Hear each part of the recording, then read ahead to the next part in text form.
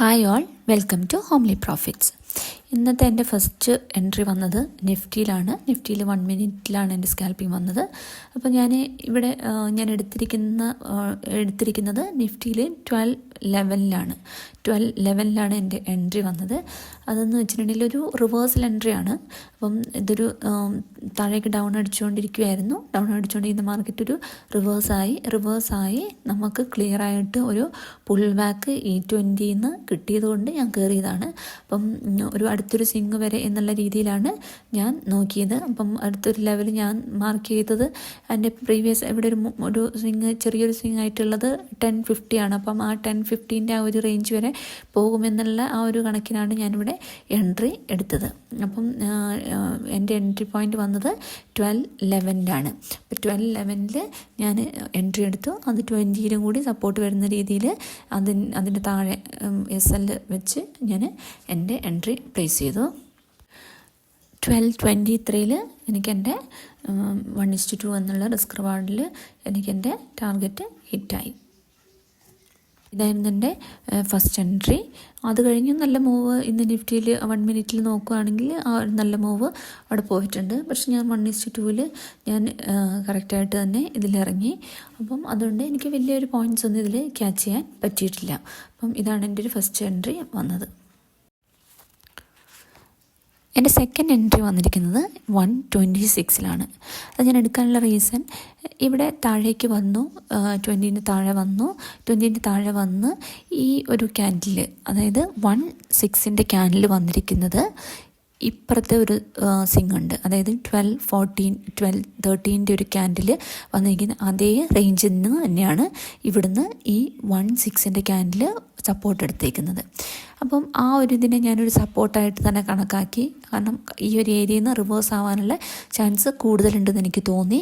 അതുകൊണ്ടാണ് ഞാനിവിടെ 110ന് കയറാണ്ടിരുന്നത്.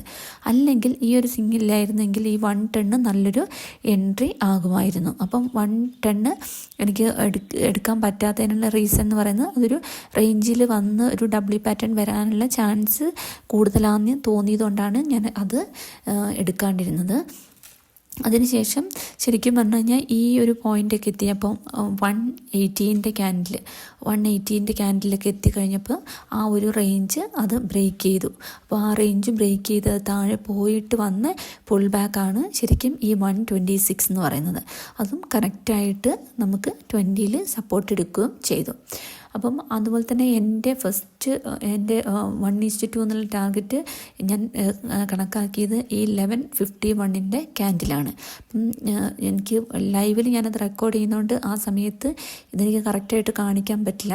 അതുകൊണ്ടാണ് ഈ ടൈം ഞാൻ പറയുന്നത് നിങ്ങൾക്ക് ആ ക്യാൻഡിൽ വെച്ചൊന്ന് കമ്പയർ ചെയ്യാൻ വേണ്ടിയിട്ടാണ് ഞാനിത് കറക്റ്റായിട്ട് ഏത് ക്യാൻഡിലിനെ ബേസ് ചെയ്തിട്ടാണ് ഞാൻ എടുത്തതെന്ന് ഞാൻ പറയുന്നത്. കാരണം ലൈവ് ചാർട്ടിൽ റെക്കോർഡ് ചെയ്യുമ്പോൾ ഇതെല്ലാം കൂടി ഒരുമിച്ച് ഈ 1 മിനിറ്റിലെ ക്യാൻഡിൽ പറയുമ്പോൾ എനിക്ക് ബുദ്ധിമുട്ടുണ്ട്. അപ്പോൾ അതുകൊണ്ടാണ് ഞാൻ ഇങ്ങനെ പറയുന്നത്. അപ്പോൾ എൻ്റെ ഫസ്റ്റ് ടാർഗറ്റ് എന്ന് പറയുന്നത് 1151ൻ്റെ സ്വിങ് ആയിരുന്നു. അത് നോക്കുമ്പോൾ ഒരു 1:2 തന്നെ കറക്റ്റായിട്ട് കിട്ടുമായിരുന്നു. അതുകൊണ്ട് എനിക്ക് കറക്റ്റായിട്ട് ഈ 145ൽ തന്നെ എനിക്ക് എക്സിറ്റ് ആവാനും പറ്റി. ഇപ്പോൾ നിങ്ങൾക്ക് നോക്കിയാൽ മനസ്സിലാവും, കറക്റ്റ് അവിടെ എത്തിക്കഴിയുമ്പോൾ മാർക്കറ്റ് റിവേഴ്സ് ആവുന്നുണ്ട്. അപ്പം സപ്പോർട്ടിനെ അല്ലെങ്കിൽ റെസിസ്റ്റൻസിനെ അത് അത്രയും നന്നായിട്ട് റെസ്പെക്റ്റ് ചെയ്യുന്നുണ്ട് പ്രൈസ്. അപ്പം ആ പ്രൈസ് നമ്മൾ എവിടെയാണ് നോക്കി ആ കറക്റ്റ് പ്രൈസിൽ എക്സിറ്റ് ആവാൻ ശ്രമിക്കുക.